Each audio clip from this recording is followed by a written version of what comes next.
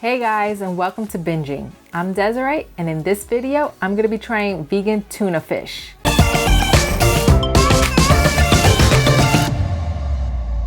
While researching for this video, I didn't find a lot of vegan tuna fish products. I have a tuna recipe, which is actually my take on vegan tuna salad, and it's made with chickpeas and not soy or gluten.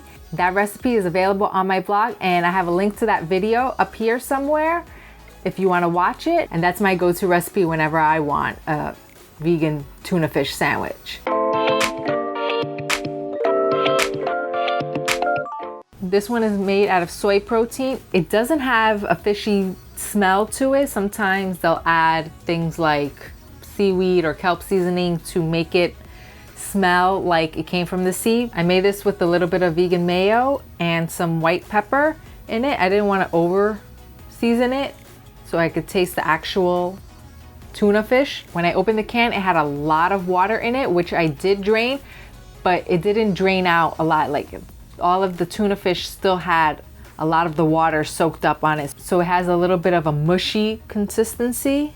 It does have some solid pieces on it, but it's very wet and mushy.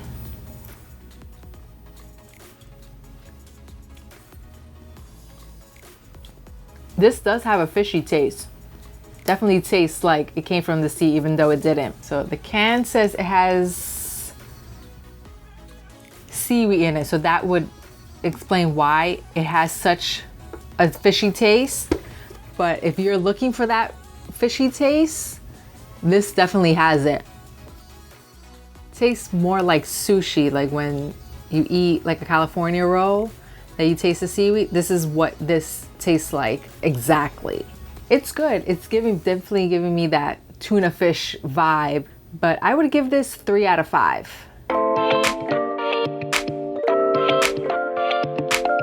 This one's a little bit more solid in texture. It wasn't as wet and mushy consistency like the Loma Linda one was. This one is also made with a mixture of beans in it and not soy.